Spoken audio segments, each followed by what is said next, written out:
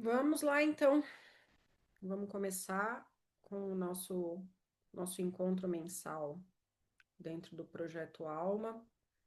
Hoje eu preparei um assunto para vocês que é um insight de vários estudos que eu tenho realizado e quero ouvir a opinião de vocês no final, o que que vocês pensam sobre isso também. É, então, o tema é Animais Sentinelas, as interrelações energéticas entre humanos e animais. Eu sempre, faz bastante tempo que eu tenho motivação de tentar estudar esse cenário, né, dos animais sentinela. É uma percepção que a gente tem dentro da medicina veterinária, que muitas vezes os animais, eles... Oi, Kelly, boa noite. Que muitas vezes os animais quase que vestem, né, as mesmas dificuldades e doenças e tudo mais dos tutores, das pessoas que eles são mais ligados, mas eu não tinha tido o insight até então, né, que eu resolvi apresentar para vocês aqui. E, na verdade, o grande motivador desse insight, desse estudo um pouco mais aprofundado que eu fiz, foi um caso clínico que eu recebi há cerca de um mês lá no meu consultório. Então, brevemente, né, falando para vocês, o caso foi encaminhado para mim, na verdade, porque era um paciente com dores, né, múltiplas dores e paresia nos membros, né, que é fraqueza, um sinal neurológico. Mas logo que a tutora entrou no consultório, ela iniciou, né? Eu fiz a pergunta, né? O que estavam trazendo, estava trazendo eles até lá, e a primeira coisa que ela me falou foi: olha, eu sou dependente emocional do meu cachorro, eu já sei disso, não me julgue por isso, e estou tratando isso. Mas eu sou extremamente ligada a ele, então eu já quero te avisar isso desde o começo. Falei, tá bom, sem problemas, né? E me conta então o que está acontecendo com ele, né?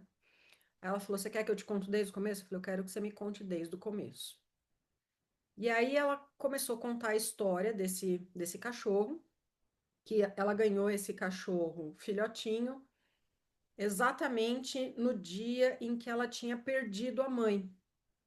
E que a perda da mãe para ela tinha sido extremamente dolorosa, um momento de extrema dor, a qual ela passou inclusive vários dias com um quadro de depressão e tudo mais,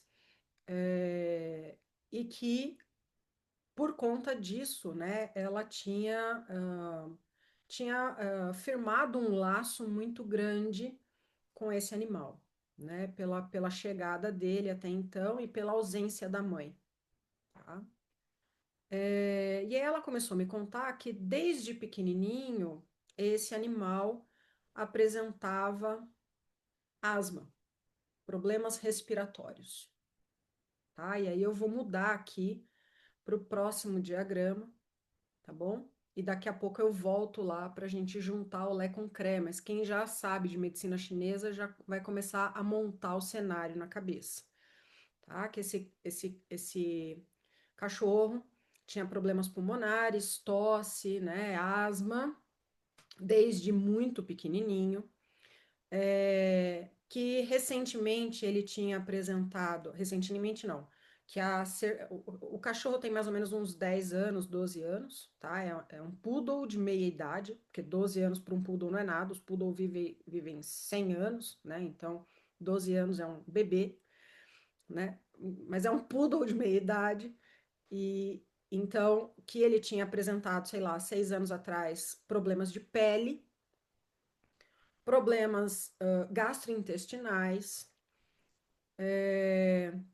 que ele já estava, que ele veio para mim, obviamente, né, por causa de problema na coluna, que tinha dor nas articulações E logo que eu olhei para aquele cachorro, o aspecto dele era o aspecto de um cachorro com alteração hormonal. Conforme ela foi me contando a história do cachorro, foi, foi aparecendo para mim todo o diagrama da medicina chinesa e todo o caminhamento das doenças dentro da medicina chinesa, né? E o que mais me chamou a atenção, na verdade, nesse caso, foi que ela recebeu o animal num momento de depressão muito agressivo da vida dela e que o animal imediatamente apresentou sinais pulmonares. Na sequência, problemas de pele, intestinais, neurológicos, articulares, dor, gastrointestinais e de hormonais. Vendo aquilo, dentro da medicina chinesa, pessoal, a gente tem dois grandes grupos de causas de doenças. São chamados fatores patogênicos. Meu som tá baixo, gente? Ai, Rô, tá sim, se você conseguir falar mais próximo, tá no Sério? máximo. É. Por que será? Pera um pouquinho. Estranho isso, hein? Por que será que meu som tá baixo? Será que ele tá captando o microfone de algum outro lugar que não é? Veja, veja agora como é que tá. Tá igual? Tá ruim igual? Fala mais uma, parece que deu uma melhorada. Alô, alô, alô, tá ruim igual? Deixa eu tentar colocar um microfone mesmo aqui. Então, peraí. Então, tá aí. Só um minuto. Vamos ver se, vamos ver se a gente consegue melhorar isso. E agora, como é que tá? Tá. Coloquei um microfone mesmo para nós aqui. Tá bom. Melhorou bem, né? Tá bom. Mas deu para ouvir do Sim, começo até então? Deu? sim. Tá bom. Então vamos lá. É, Então, dentro da medicina chinesa, a gente tem dois grandes grupos de causadores de doenças, que a gente chama fatores patogênicos externos, que são alterações ambientais, basicamente falando, e fatores patogênicos internos, que são as emoções, tá? E aí eu tive um insight, assim, do quão grave pode ser, na verdade, a gente ter uma emoção agressiva que provoque doenças, né? E mais, o quão isso pode ser agressivo no sentido dos animais sofrerem em decorrência dessas alterações emocionais dos tutores, tá?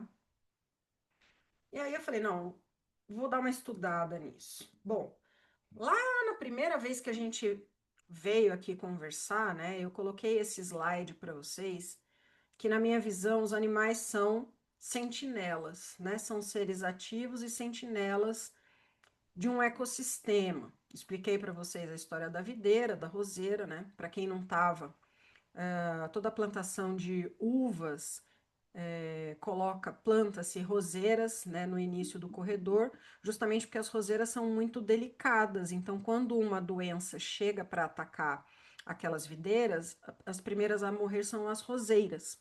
Então, eles sabem que tem uma praga ali e tem tempo hábil de tratar essa praga antes que as videiras morram, tá? E, e na minha visão, os animais poderiam então ter esse tipo de comportamento. Por quê? Porque dentro do nosso dia a dia clínico, a gente vê situações como essa, por exemplo, né, em que o animal mimetiza muitas doenças do tutor, tá? Esse caso é um caso extremo em que o animal pegou vários quadros, então a tutora também é asmática, a tutora tem fibromialgia, a tutora tem alterações hormonais. É um quadro extremo, digamos assim, mas a gente pega casos isolados até, né? Então, por exemplo, o paciente para nós, né, veterinários, então o paciente chega, né, um cão, por exemplo, com uma hérnia de disco em L4, e aí quando você fecha o diagnóstico e dá a notícia para o tutor fala, ah, mas eu também tenho uma hérnia de disco em L4, né? Chega nesse nível, assim, tá? Ser a mesma vértebra, né? Ah, o seu animal tá com uma hérnia de disco em C5, C6. Ah, mas eu também tenho uma hérnia de disco C5, C6. Ah, o seu animal tem neuropatia diabética. Ah, minha mãe também tem neuropatia diabética. E por aí vai, tá? E assim, tem inúmeros cenários, né? Já teve cenários, inclusive, tá? É, da gente fechar o diagnóstico de câncer, né? De neoplasia no animal.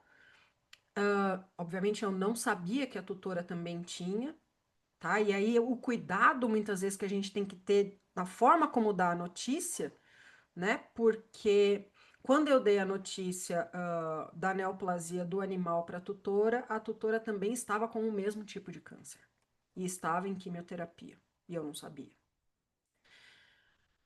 Enfim, são inúmeros casos que a gente vê. Tá, mas se a gente colocar então essa hipótese de que os animais são sentinelas, né, dos seus tutores, das pessoas com as quais eles convivem. Como que a gente conseguiria montar uma linha de raciocínio com relação a isso, tá? E agora vamos lá, então, tentar montar uma linha de raciocínio para compreender como poderia ser esse mecanismo. O primeiro convite que eu faço para vocês é entender, na verdade, como o sistema nervoso funciona da forma mais rudimentar, mais básica possível. E aí eu coloco aqui um paralelo com um computador. Vocês já ouviram falar sobre a linguagem binária? Alguém de vocês já ouviu falar sobre a linguagem binária do computador? Isso é um negócio assim de baixíssimo nível, não é baixíssimo nível de baixaria, não, tá?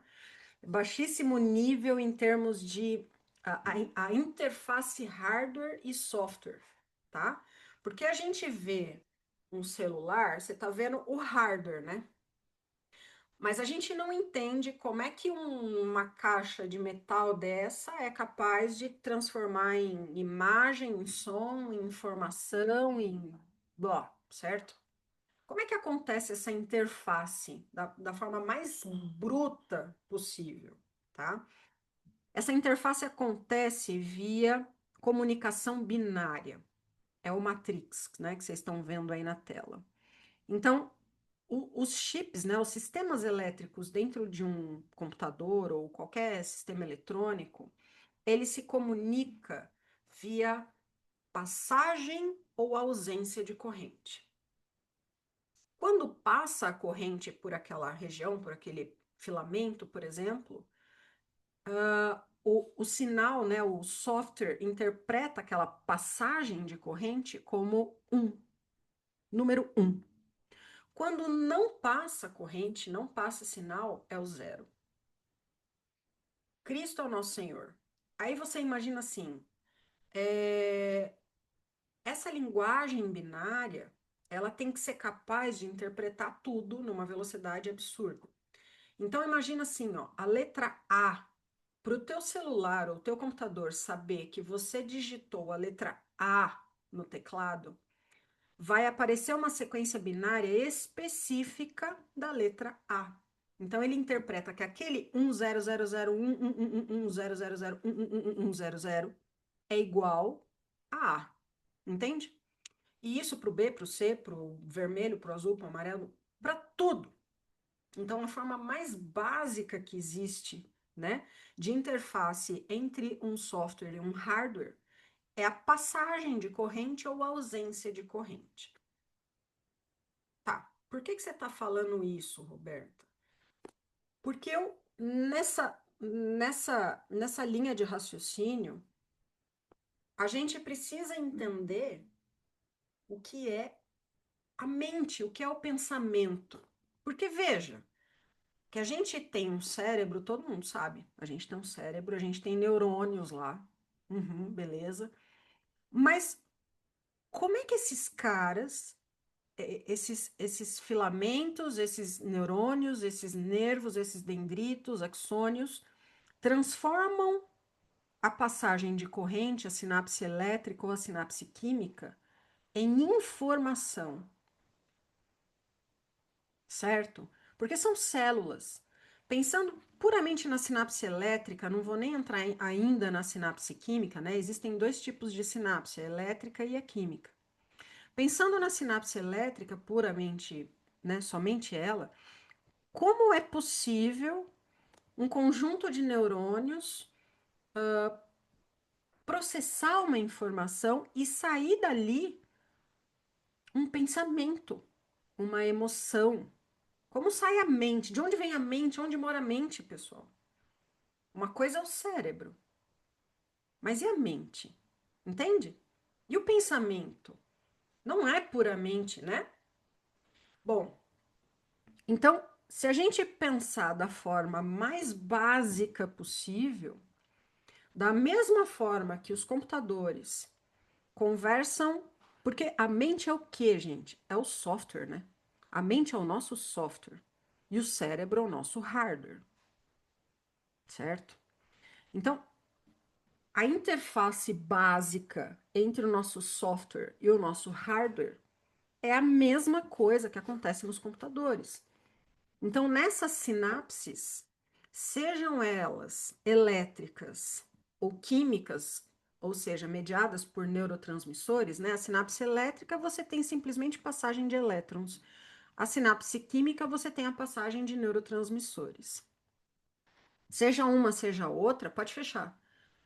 Você tem que ter essa codificação binária do passa ou não passa a informação de uma forma boçal, para que, da mesma forma, esse neurônio saiba que você está tentando falar a letra A. Né? Eu não estou digitando no teclado, mas eu quero falar A. Como é que eu falo A? Eu penso A e falo A, entende? Bom, e aí veja, começando a ligar o Lé com o CRE. Então, pensando agora que os nossos neurônios, eles trabalham via frequência de disparos. Frequência de disparos. Olha a primeira palavra que surge, né? Que a gente usa tanto, mas a gente não sabe de onde vem. Frequência.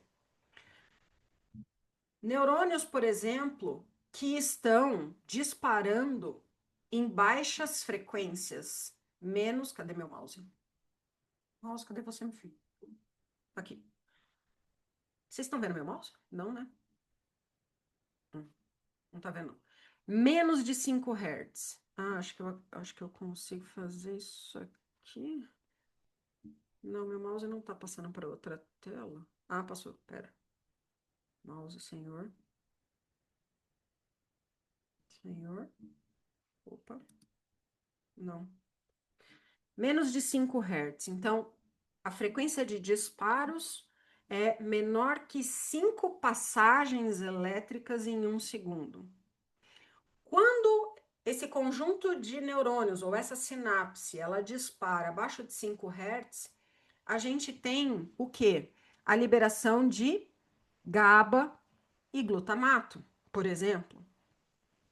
Quando essa sinapse dispara entre 5 e 20 Hz, eu tenho liberação de glutamato, acetilcolina e dopamina.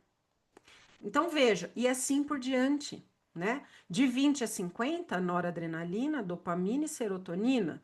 Acima de 50 até 100 Hz, eu tenho a liberação de adrenalina, glutamato, substância P, e acima de 100 Hz nos tremores, eu tenho ali uma liberação que pode ser até desregulada.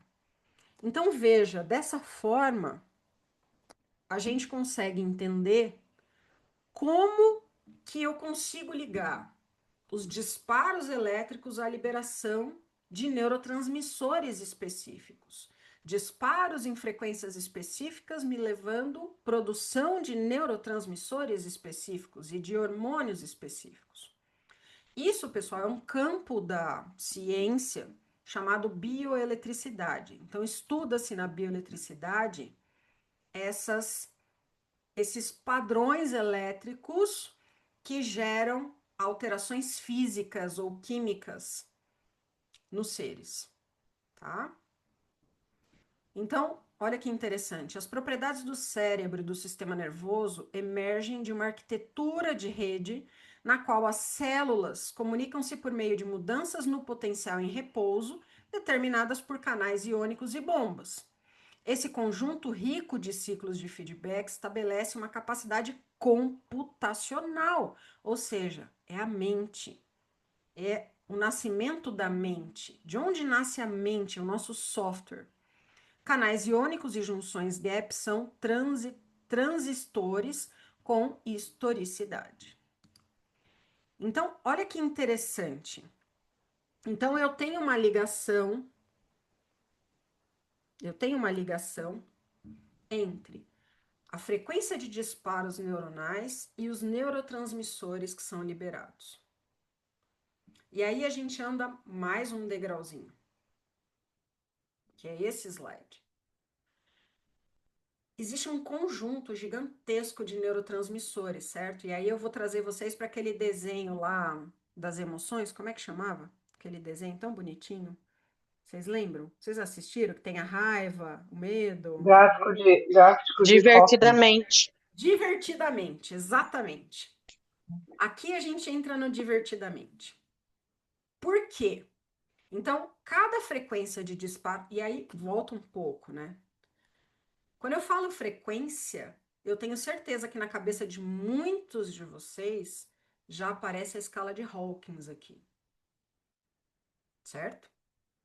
Daí vem a frequência, a tarda frequência, que eu acho que eu até coloquei no final aqui a escala de Hawkins. Daí vem a tal da frequência que a gente está falando na escala de Hawkins, tá? Porque que frequência é essa que o Hawkins mapeou, né, e tudo mais? É a frequência de disparos. É o nosso código 01111000111. É isso, tá? E aí, veja, em função de cada conjunto de frequências, eu tenho um conjunto de neurotransmissores que são liberados e hormônios. Aqui é uma tabela grosseira, gente. É óbvio que não é só isso. É um monte de coisa, não tem como, né, colocar isso numa apresentação, tá? E a alquimia disso é o quê? Em função da quantidade de cada um desses neurotransmissores que são liberados, eu tenho como resultado o quê? A emoção. Daí surge a emoção. Então, o que que é alegria? Olha lá a primeira linha. A alegria, o prazer, é a titulação entre dopamina, endorfina e serotonina, em quantidades específicas. O que que é o amor-apego? É a titulação de ocitocina, vasopressina e dopamina. O que que é o medo, pânico? É a adrenalina, noradrenalina e CRH. O que que é a ansiedade? É o cortisol, a noradrenalina e a diminuição de GABA, blá, blá, blá, blá, blá. Então, cada emoção é um conjunto de neurotransmissores presentes ou ausentes que combinados resultam na emoção. Isso é emoção. Pensando de uma forma mega física, mega neurológica, tá? O que é euforia, por exemplo? É você ter liberado dopamina, endorfina e anandamida. E por aí vai.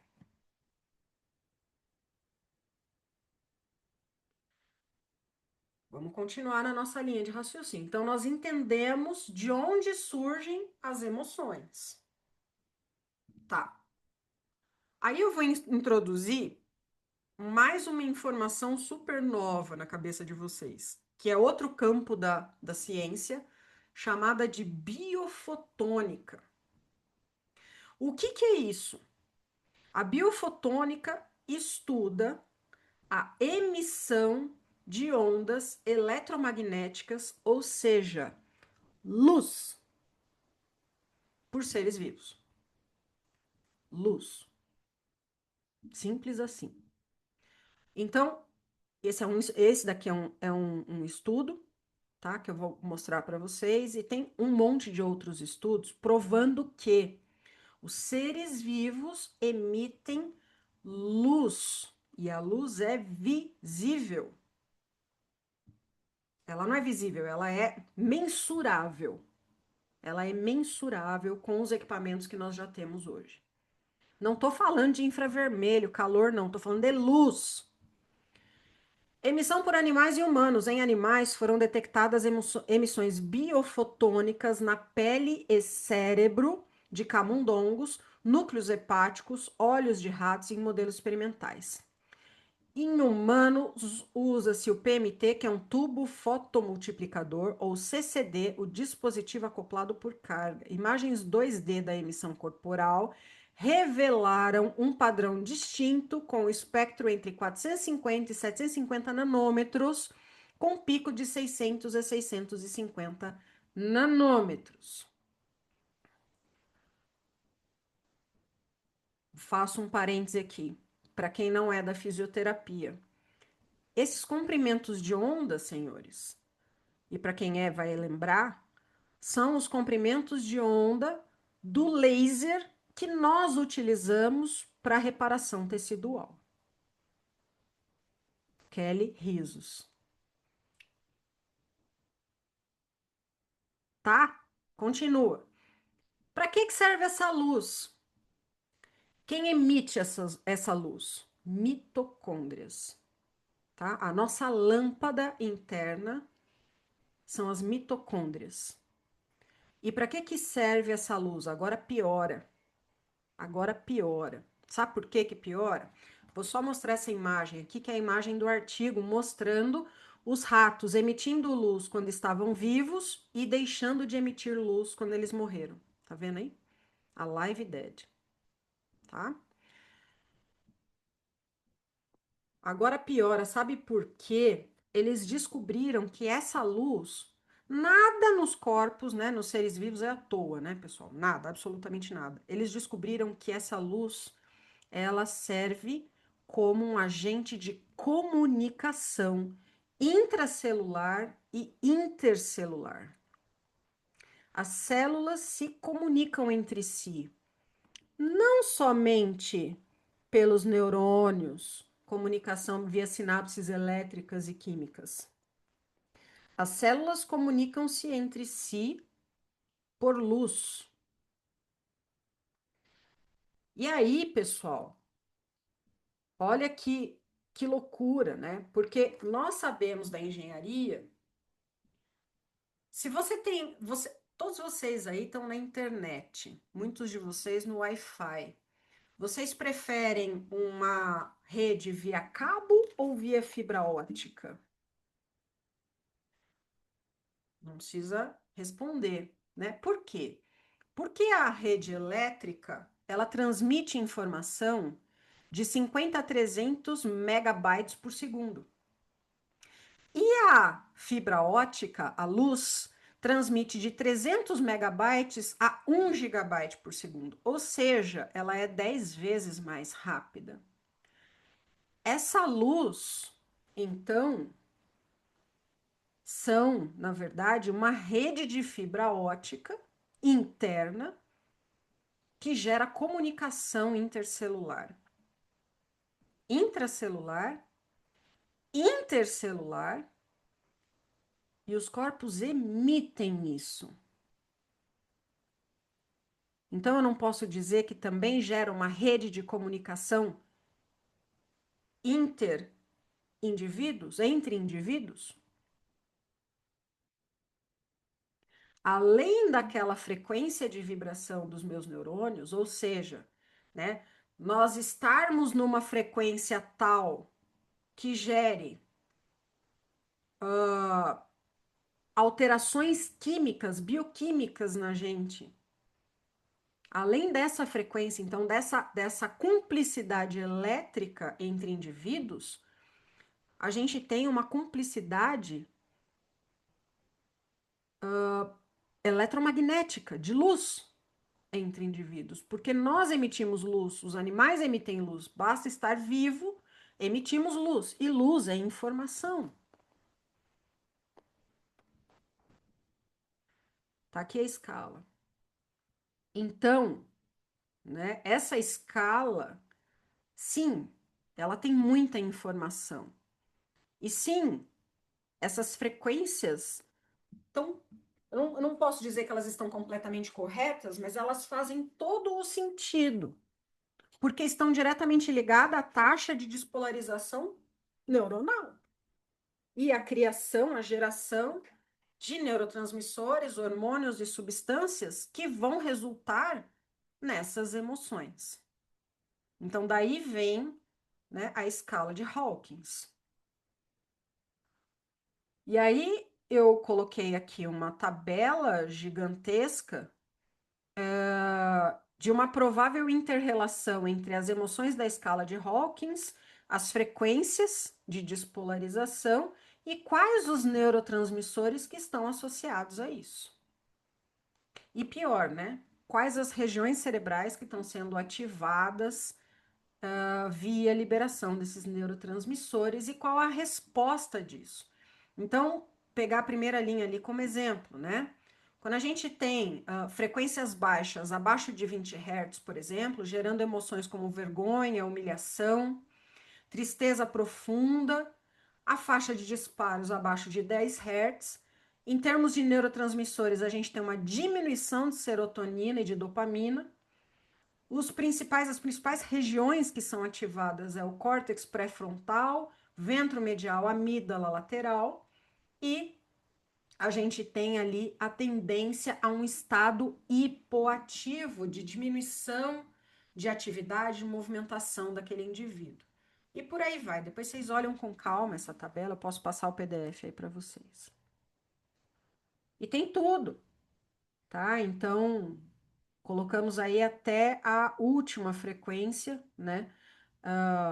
Que seria de iluminação, euforia transcendental, frequências acima de 40 Hz. Isso foi provado, tá, pessoal? Se vocês procurarem, tem vários artigos científicos que fizeram eletroencefalografia, é sensacional isso. Acho que vocês já viram isso, inclusive, em monges meditando. Sabe aqueles monge mesmo, que pode passar um mês sem comer, sem beber água, sem fazer xixi, sem fazer cocô, só meditar? Aqueles.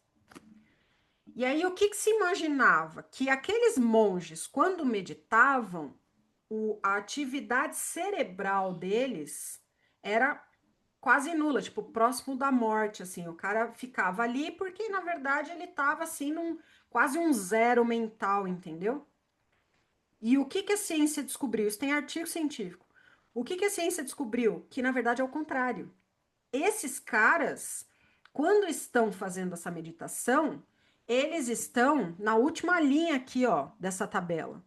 Frequência de disparos deles é acima de 40 Hz, são as ondas gama do eletroencefalo. Então, a gente tem as ondas beta, que são as ondas normais, que a gente está aqui vivo, conversando, nanã. As ondas gama, quando a gente está raciocinando muito, pensando muito, agora também, talvez. Ondas alfa, quando a gente está sedado ali, zen, tal, tomou uma birita, tá quase dormindo. Ondas teta, quando você entra em estado de sonolência, e ondas delta, quando você está em sono profundo, tá?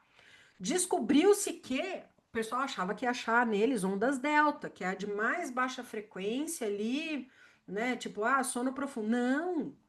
O cérebro dos caras fritando em ondas gama, assim, por tempos e tempos e tempos, e horas e horas. Horas e horas. Tem artigo disso, pessoal. E olha aí, por quê? Quando você está com o cérebro fritando em ondas gama, você está liberando endocannabinoides, que é anandamida, dopamina, endorfina disparado, né? E aí você tem aí, então, o tal estado de conectividade e tudo mais, tá? E você tem o cérebro inteiro ativado.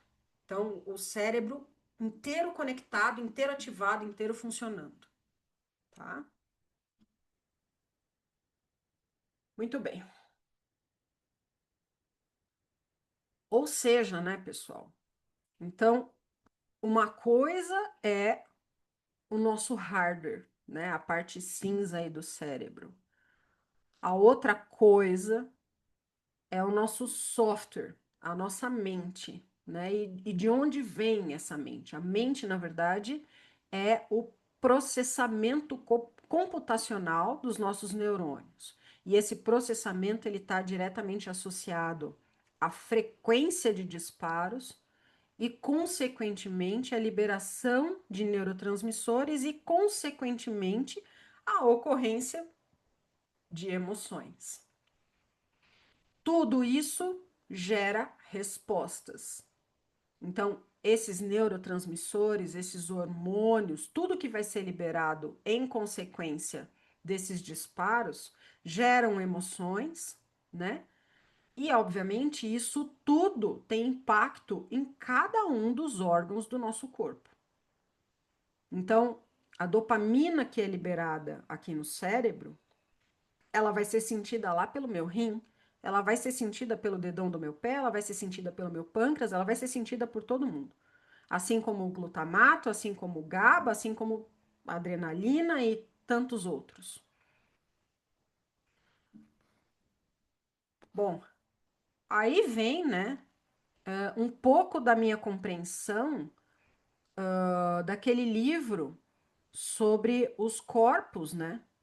Porque realmente a gente tá no corpo físico, mas a gente vê, né, essa leitura de corpo energético, emocional, mental, intuitivo e espiritual, né, diretamente associada a esse todo, né, porque as vias elas são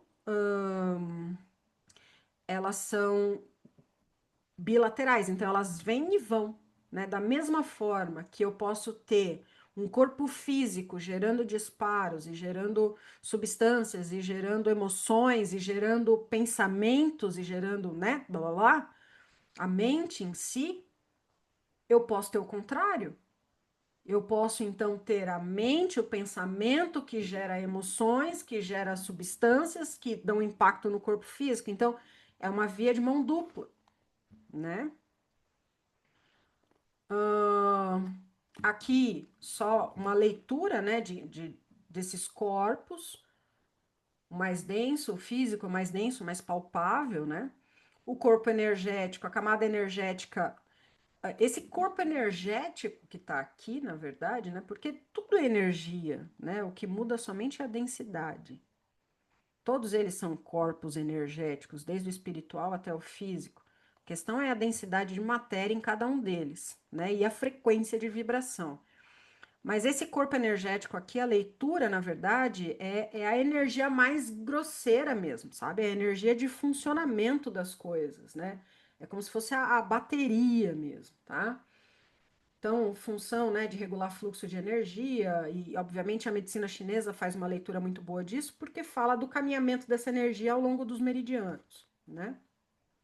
O corpo emocional, então, as emoções fazendo parte do corpo inteiro e não só, né? A gente tende a achar que a emoção está contida dentro do cérebro ou às vezes está no peito, e não, a emoção ela está no corpo inteiro, porque a emoção é resultado da, de ações do corpo inteiro, né? O corpo mental, bem interessante isso, associado aos pensamentos, às crenças, às ideias, né? O corpo mental superior, mais ligado à alma, o corpo intuitivo, que é a parte de amor incondicional, e o corpo espiritual, a essência divina. Veja, a gente sabe que campos eletromagnéticos interagem entre si. Isso é física, não precisa provar isso para ninguém, né? Basta você saber o mínimo de física e você vai entender isso. E aí, obviamente, eu fiz uma pesquisa rápida, né, para entender um pouco sobre as interações entre cães e humanos e cavalos e humanos. E os estudos estão crescendo cada vez mais, né, para entender essas interações. A gente sabe dos estudos, né? Então já falamos isso lá atrás também, né? Que as frequências, por exemplo, cardíacas, né? Elas tendem a se acoplar na presença, né? Cavalo na presença de humanos, cachorro na presença de humanos. Eu já mostrei esse esse videozinho aqui para vocês. Eu acho que ele não vai tocar, hein? Ah, vai. Eu já mostrei esse videozinho, mas para quem não tava, né? Mostrando um eletroencefalo e o que que acontece, né, com as ondas cerebrais no momento que a gente se aproxima do animal. Então, eu vou me aproximar dele e vocês vão ver um distúrbio ali, ó, tá? Na onda elétrica. Então, sem encostar nele, né, a gente tem interação energética. Aqui eu estou mostrando via eletroencefalografia, então não tem como refutar esse tipo de coisa, tá? Tá sendo medido, né, ao longo do tempo ali, tá? Essas interações. E aí,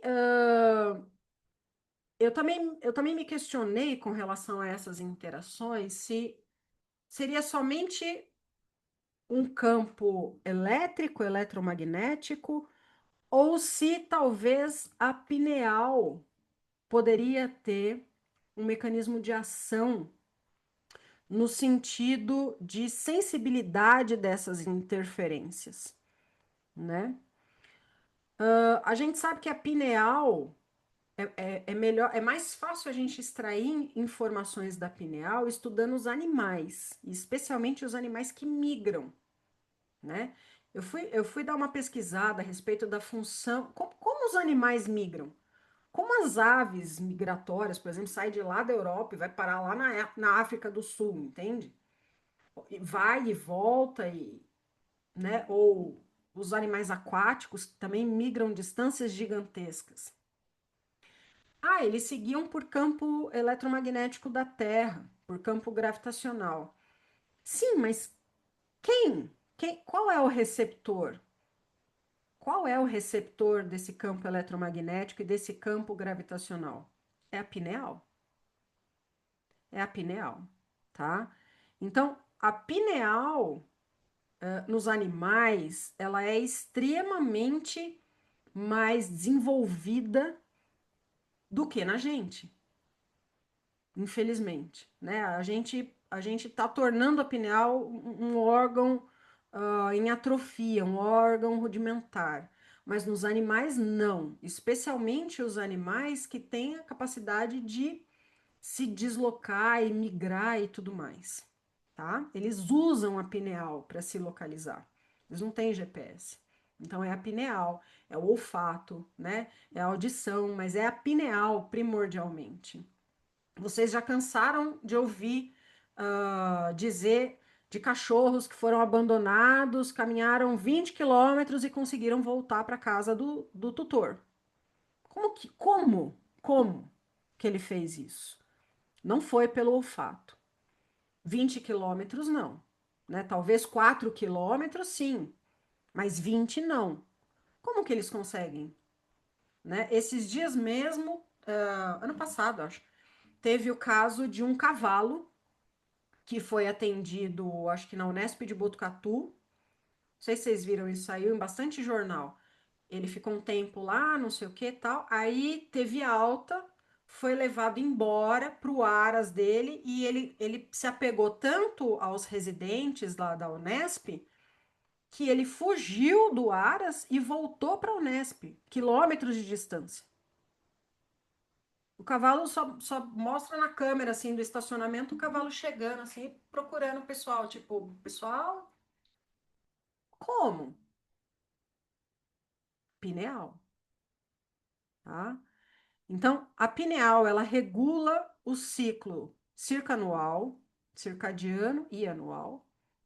ela faz regulação energética, ela promove orientação noturna e ela interage com o campo magnético externo. Seja o campo eletromagnético, seja o campo geomagnético, ela é um sensor de eletromagnetismo externo. Então, aqui nesse slide tá a chave do porquê que esses animais são os nossos sentinelas. Porque a gente promove os distúrbios, as alterações, e eles têm o sensor muito mais desenvolvido que o nosso, capaz de captar tudo isso, e obviamente essas captações acabam se materializando e gerando doenças, gerando distúrbios.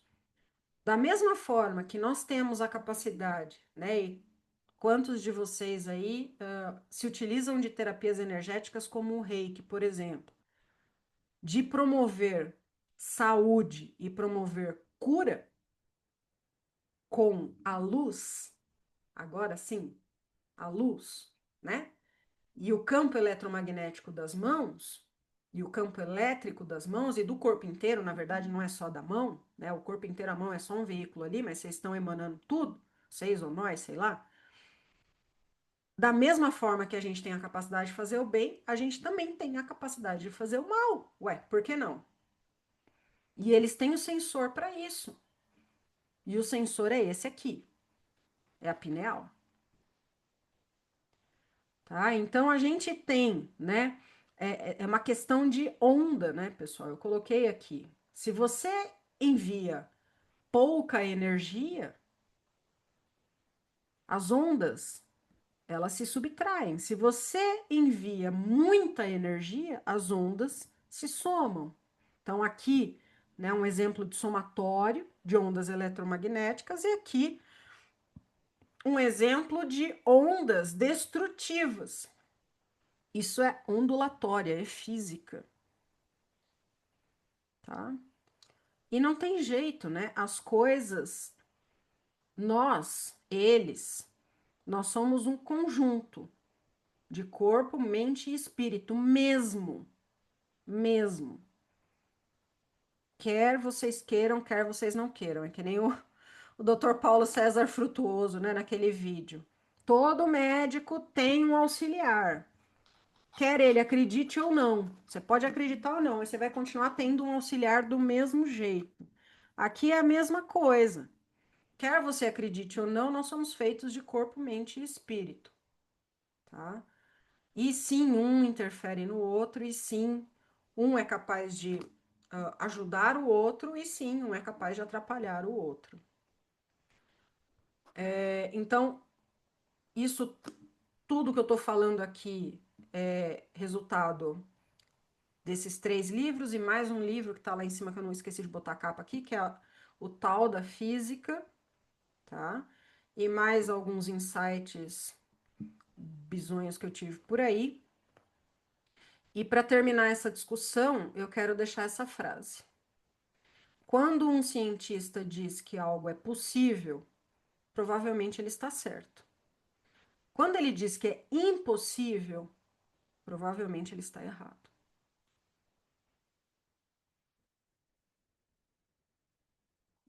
That's all, folks.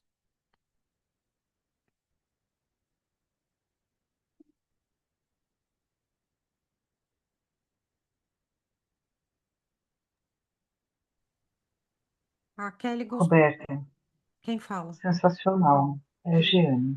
Oi, Gê. Sensacional a sua linha de raciocínio e como você chegou até aí, né? A gente observa e a gente vai buscar essas respostas e elas vão se encaixando diante daquilo que a gente vê.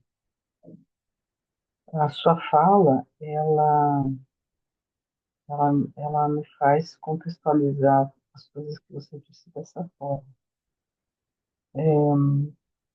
Eu, dentro desse assunto de sentinela, eu gostaria de pedir a sua opinião por sua própria experiência de observação. Porque a observação, nossa, é engraçado, né? Quando você observa alguma coisa, a capacidade de você tirar informações, ela é diretamente proporcional ao seu conhecimento. Esses assuntos que você trouxe para nós vão aumentar, pelo menos para mim, a capacidade de observar, tá?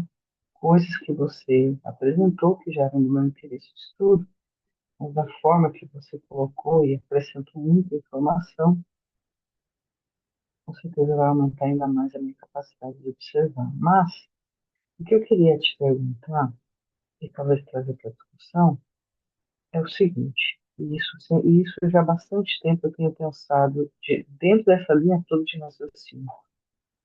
Dentro das interações, vou citar primeiro a interação humana. Tá? Dentro das interações humanas, você pode conseguir, de forma consciente, sofrer menor influência, não quer dizer que você não vai sentir ou vai, enfim, mas menor influência de uma pessoa de uma vibração menor que a sua. Por exemplo, se você está muito feliz, uma pessoa está muito chateada, raivosa, enfim, você pode compartilhar o mesmo espaço e os seus campos podem até se tocar, mas isso não necessariamente implicará em que você diminuirá a sua frequência.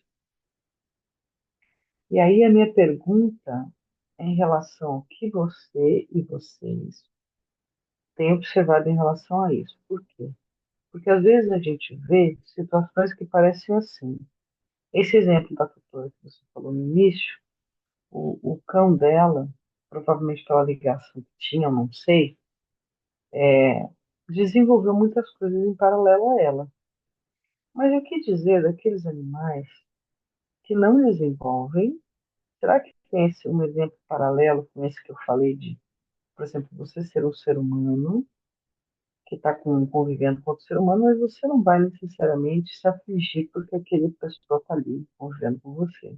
Você aprendeu a sublimar isso, ou você não tem, você não se, aquilo não te deixa mal a ponto de você ficar de fato, né? Eu acho que eu estou me fazendo entender. Por que que eu estou perguntando isso? Porque algumas vezes, eu não sei se já foi trazido para discussão aqui, que assim como nós, indivíduos humanos, estamos em evolução, todas as criaturas do planeta estão também. Então, o que faz, talvez, um animal que está próximo ao ser humano estar mais, digamos assim, é, sensibilizado com a energia dele, assim como o ser humano, estar mais sensibilizado ou ele ter aprendido a sublimar isso. Então, eu quero perguntar sua observação frente a isso, por quê? Porque eu vejo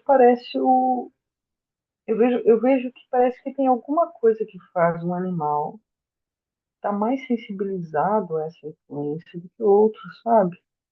É isso que eu queria discutir. Eu falei para tentar me deixar bem clara naquilo que eu quero que a gente, se vocês se sentirem à vontade, discutir, mas especialmente eu queria a sua opinião sobre isso, daquilo que você percebe, daquilo que você talvez já tenha estudado e observado.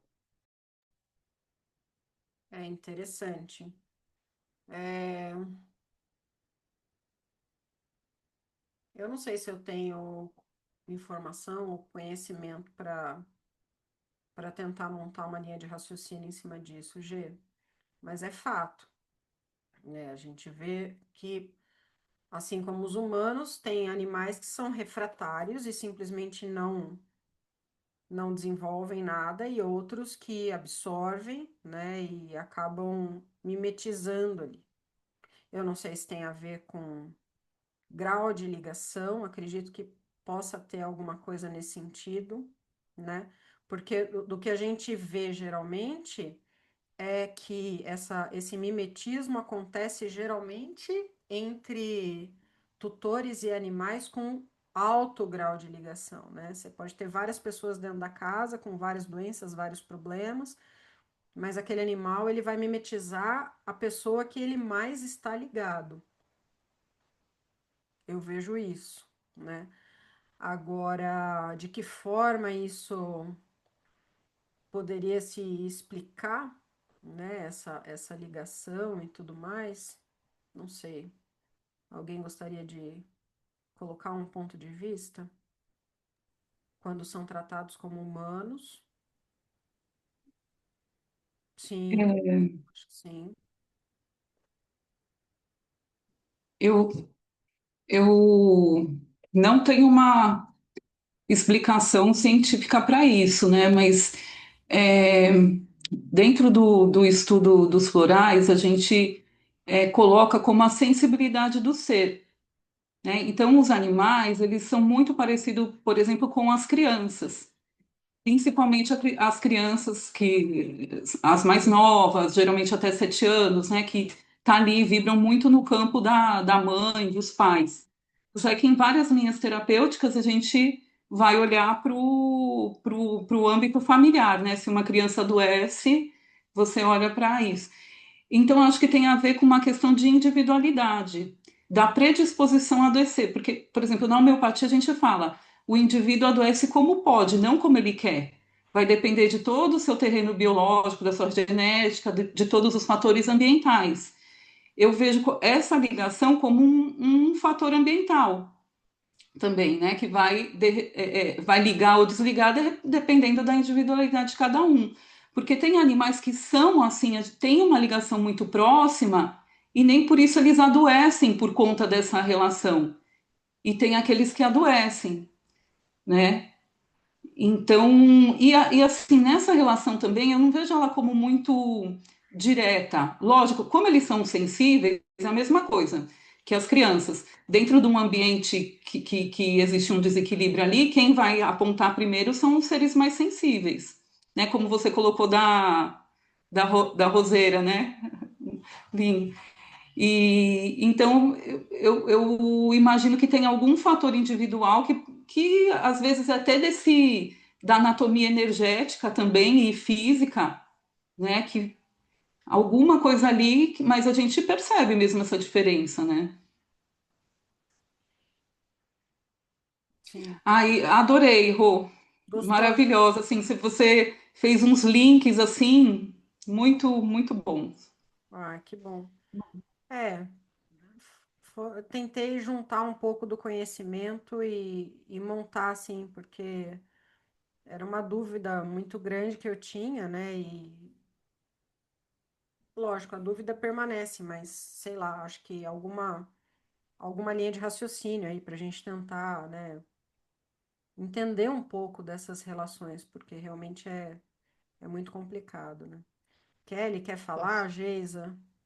posso falar Por rapidinho, favor. porque tá péssimo. Pode Péssimo, a falar. internet já caiu 3 vezes, né?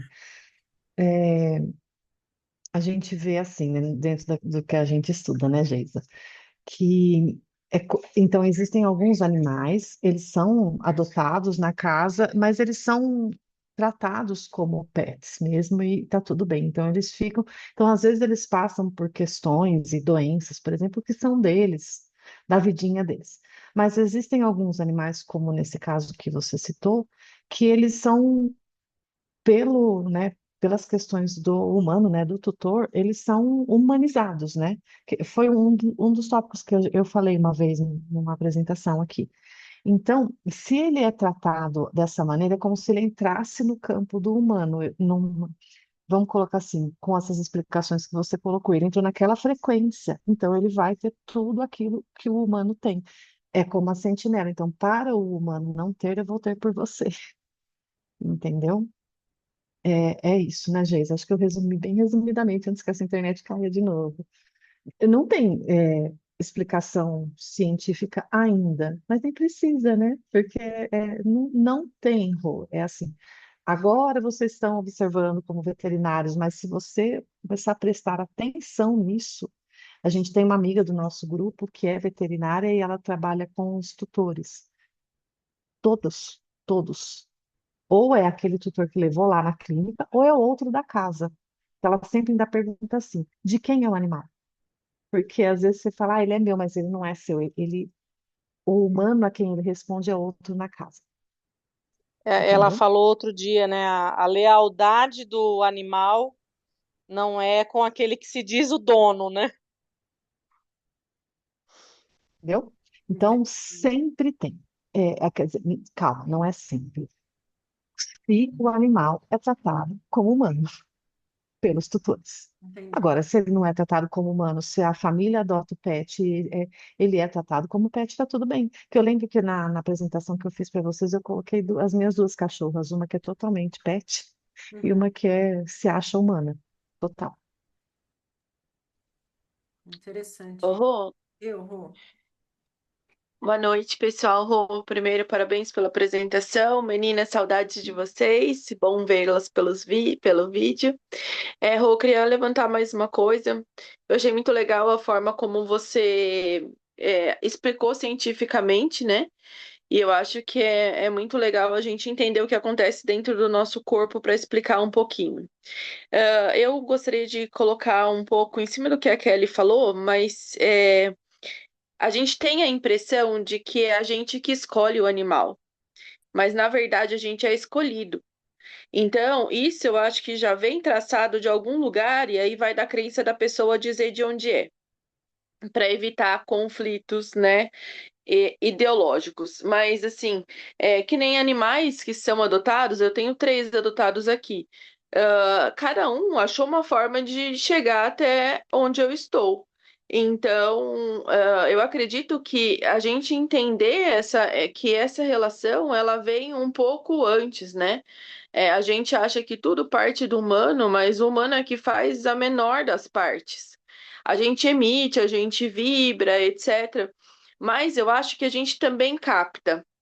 Porque muitas vezes, você falou da pineal, eu achei muito legal, né? Porque hoje a gente tem vários estudos em humanos de como a gente está travando a nossa pineal.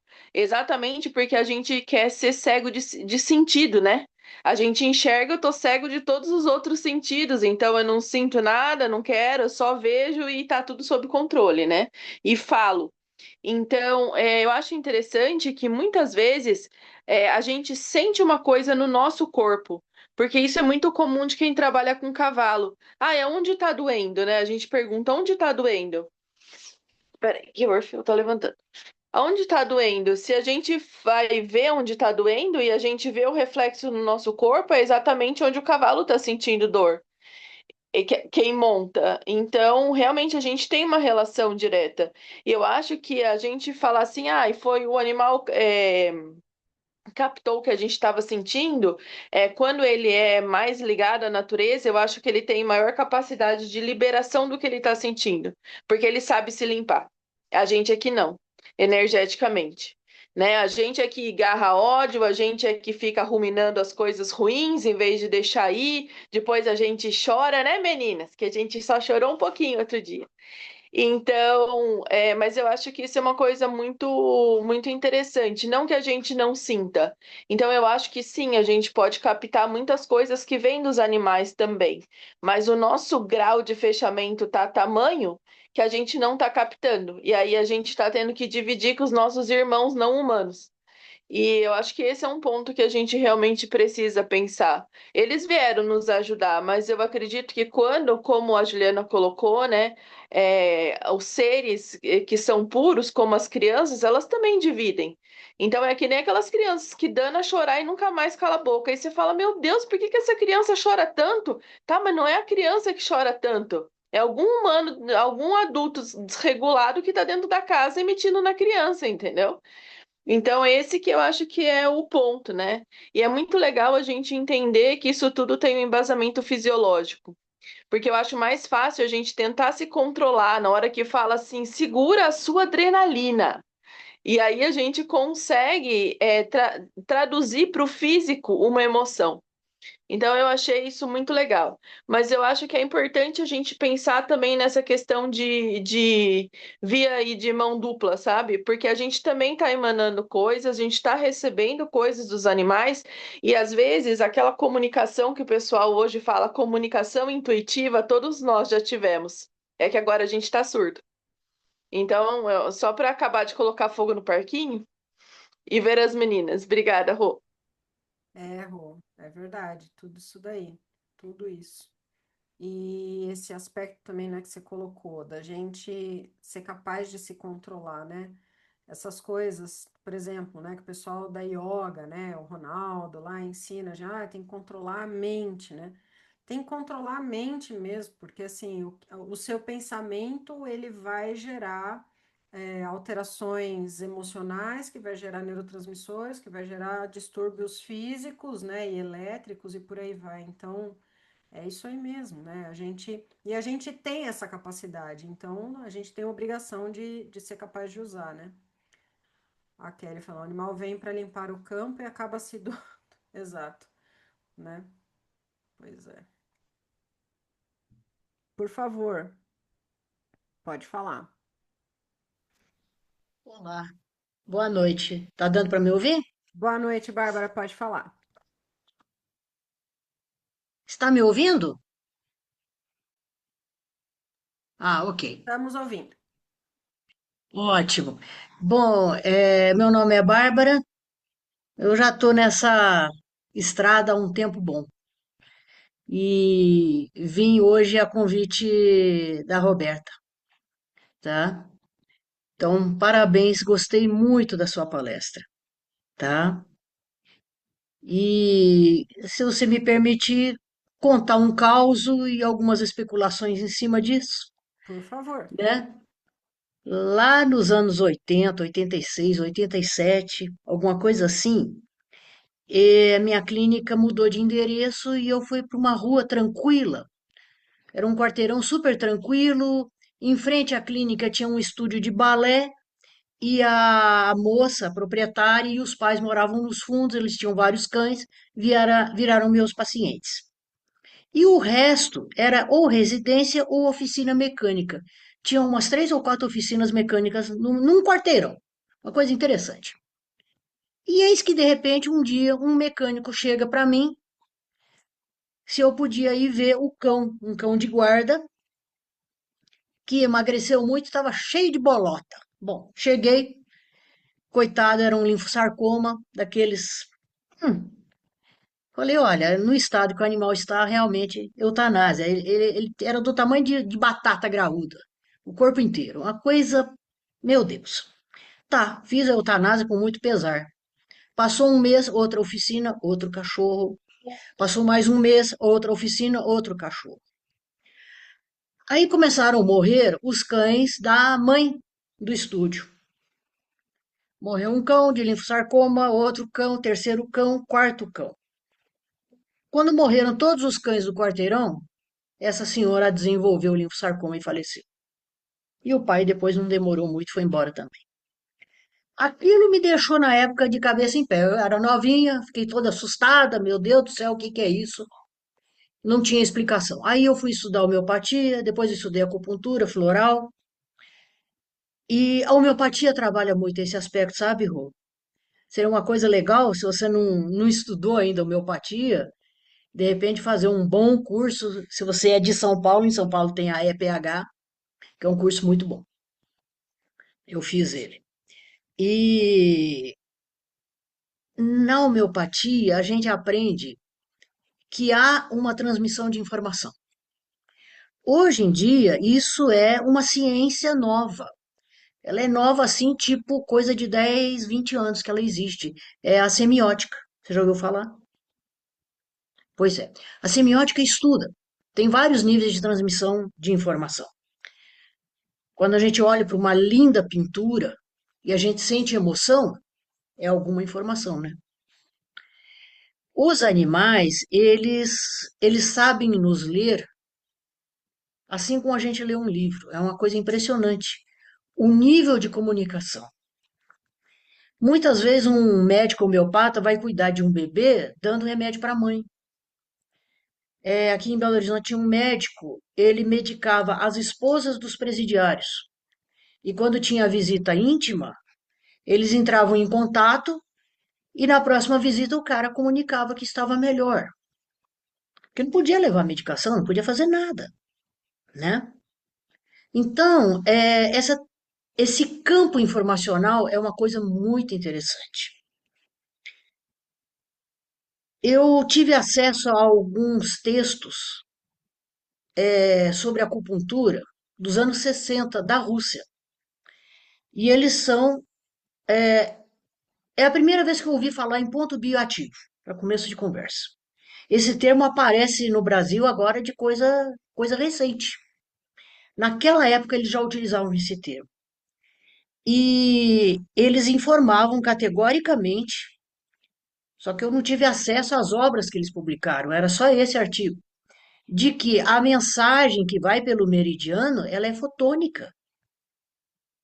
Olha o avanço do conhecimento que eles têm lá. É com todas as letras. A transmissão é fotônica. Você põe a agulha e o fóton vai e conduz. Fantástico isso, né?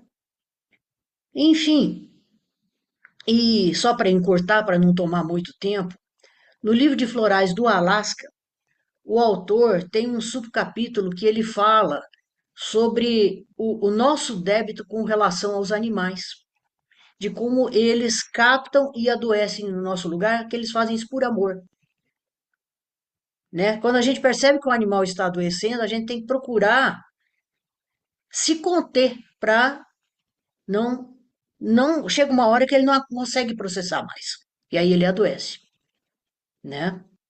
Às vezes eu tô mal e chega um gato, chega um cachorro, se encosta, eu falo: "Não, querido, vai para longe, eu não quero ver você doente. Deixa que eu processo o meu karma aí e pronto", né? Então, são só algumas coisinhas que eu queria comentar e parabéns pela sua palestra. Muito, muito interessante, viu?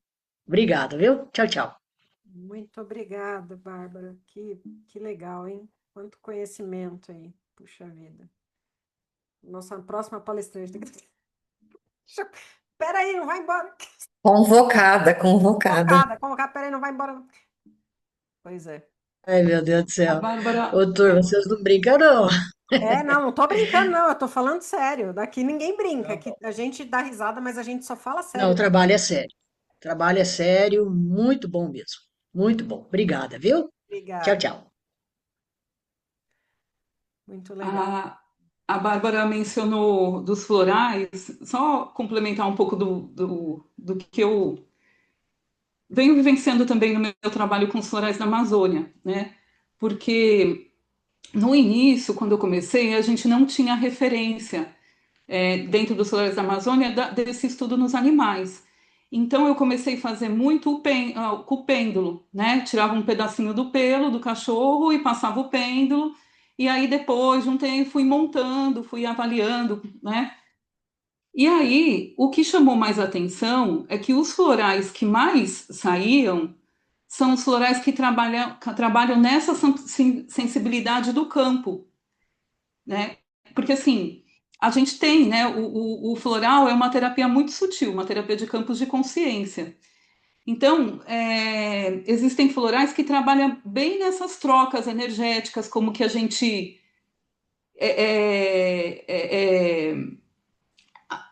é, é, como que a gente entende capta essas informações, como processa isso. Então, muitos florais que ajudam a gente a fechar o campo, a trabalhar. Nos humanos é um trabalho muito mais complexo, mas nos animais eu fui vendo que esses florais eram os que mais saíam. Então, é como se o floral restaurasse essa identidade do animal que é perdida com o convívio humano, né? Enquanto eles estão firmados na sua identidade, no seu que é a natureza deles, eles fazem naturalmente isso, né? Só que em algum momento isso pode desequilibrar por N motivos, né? E aí tem uma história com o tutor, que aí a gente pode ir para esse campo que a outra Rô falou, né? Que vem de um outro plano tudo isso. Então, é isso, quando ele sai desse papel de naturalidade dessas trocas, é que eles adoecem, né? Muito bom.